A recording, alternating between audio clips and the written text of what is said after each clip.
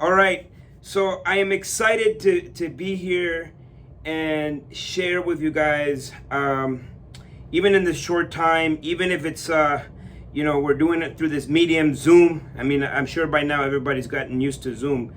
But, for me, before COVID, my life was spent, traveling all across the country and all across North America and even internationally, sharing my story, helping people achieve financial freedom. And a lot of people believe that, you know what, you got to wait till you're 40 or 50 or 60 to achieve financial freedom. I believe that it can happen really quickly. I started my first business when I was 17. That business grew to a multi-million-dollar company by the time I was 21. And being an immigrant to this country, most people thought that was impossible, right? How can someone just come from Latin America and all of a sudden have a company that's all across Canada? But that's what I did, even at a young age of 17. So if I can do it at 17, you guys can do it. You guys are probably smarter than me, and you definitely have high tech. You have technology at your fingertips, which I didn't really have when I got started way back when. So one thing I wanted to share with you, and give me a thumbs up if everybody can still hear me. Excellent, excellent, excellent. One thing I wanted to share with you is a little story of how I got started. So as I alluded to, I came to Canada when I was 9 years old, and refugees. My country was in turmoil. There was I was actually in 2 wars before the age of 9. And when we came to this country, my mom came here with $40 in her pocket and a dream, right? An opportunity. We're in Canada. I mean, this is a land of opportunity. Now, my mom, she worked very hard, and she would, I would see her maybe at 9 p.m. when she would come home. And going to school, growing up, there was a lot of things that I wanted. For example, I wanted Michael Jordan shoes. How many people like Michael Jordan? MJs. How many people? And so you think that's from your era. That's from my era, right? In the 90s, Michael Jordan shoes, like, you needed to have MJs. But the problem was that these MJs were a lot of money. And so I asked my mom, and my mom said, no, that's too expensive. We can't afford those shoes. So what I did was I got a paper route, a job. Now, this paper route came with some conditions, okay? So what you guys are used to is, reading your newspaper online. You guys read articles online, but back in the 90s, right, back in my day, people used to get the paper at their front door. And so mostly young people would deliver the paper. And so that was a really good job. My job was a building, 22 floors. The pay, $400. $400 a month to deliver the newspapers in all 22 floors.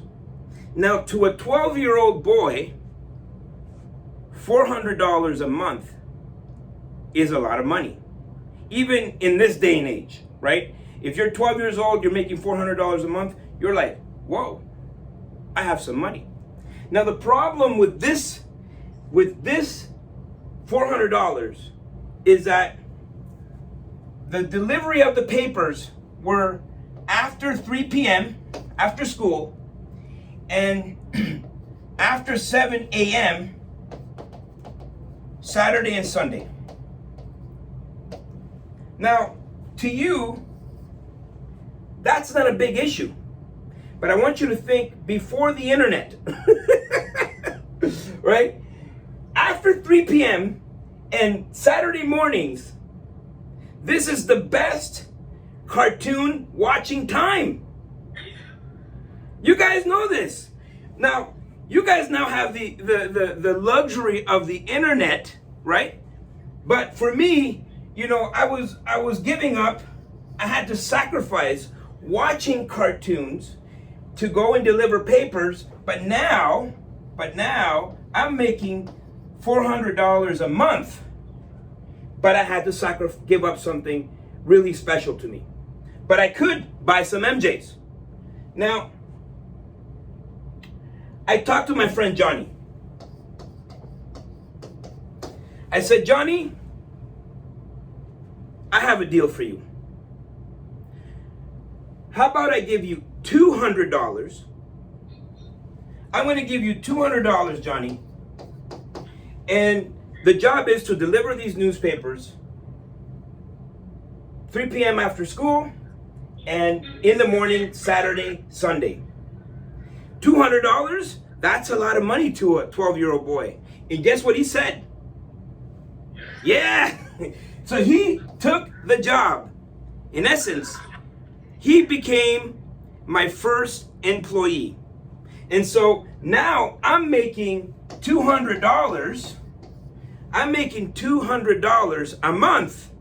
But now I get to watch my Saturday morning cartoons, Saturday and Sunday morning cartoons, and after school. Okay? So that's the first lesson of being an entrepreneur. Now, the ultimate entrepreneur was that this building here, which had 22 floors, it was beside another building that had roughly around 18 floors.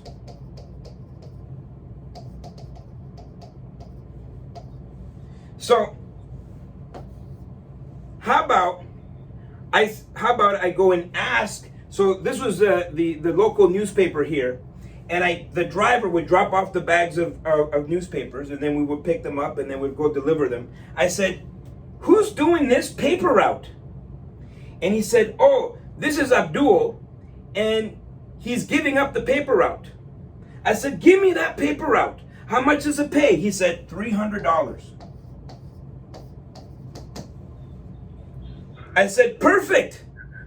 He's like, "Are you sure you can handle these 2 paper routes?" I said, "No problem." Okay.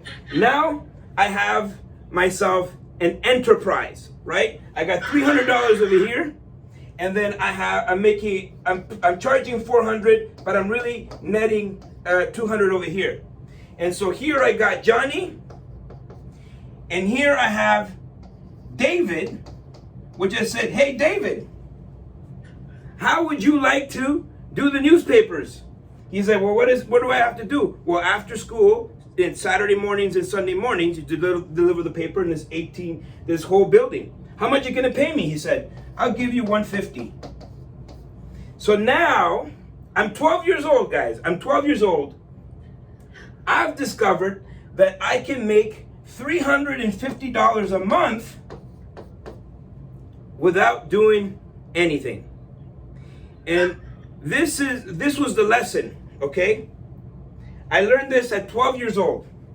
The most powerful lesson that there is in financial literacy. The most valuable asset that anybody can have is time.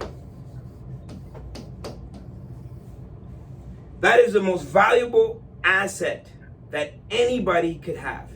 You see, everything in the world, there's an abundance of. There's an abundance of money, abundance of food, abundance of all types of resources. But there's one resource that is very limited, that is very precious, that is finite, which is time. You see, anybody can make money, lose money, and make money again. If you lose money, you can make money again. But time, once you lose time, you can never get that again. It's gone. Time is the most valuable asset that we have. And this is what I learned. that 96% of the people out there in the world, they trade their most valuable asset for money. They work for money.